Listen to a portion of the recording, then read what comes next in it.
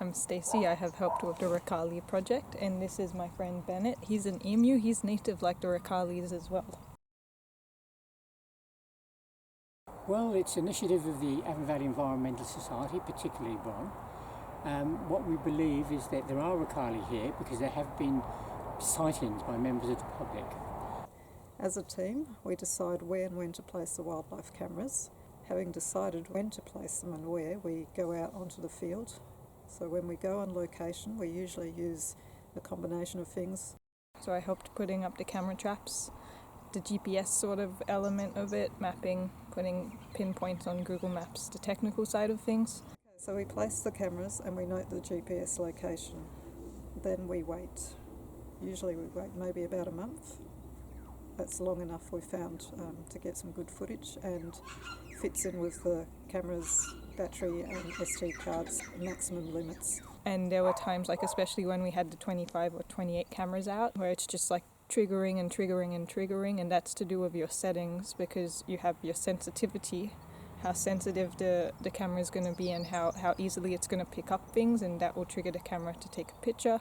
And then comes the slow process of viewing all the footage on those SD cards, which sometimes might be 10 or 15, sometimes 100, other times it has been 30, 40,000 just on one card.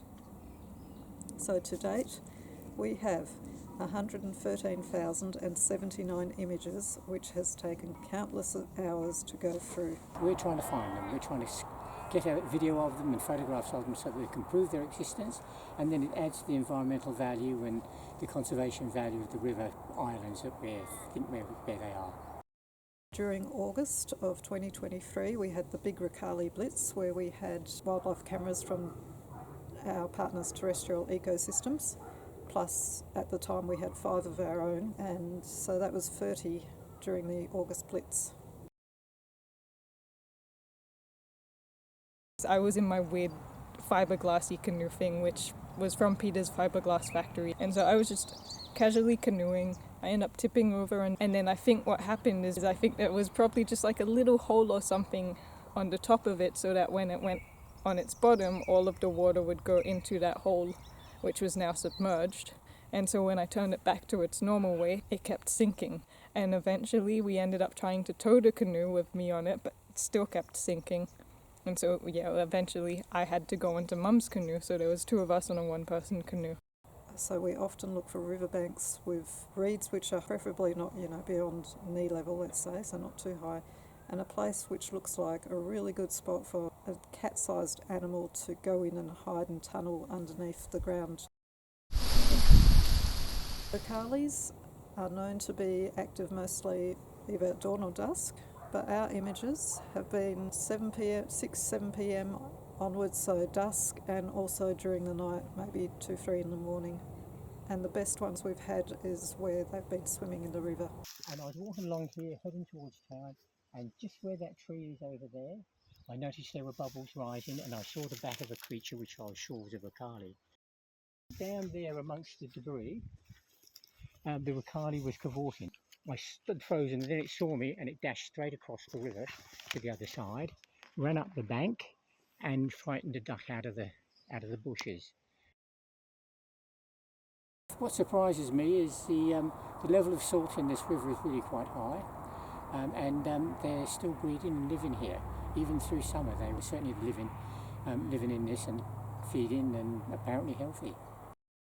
Rakalis, we look for a body size, about the size of a cat, so bigger than a domestic rat, a fair bit bigger.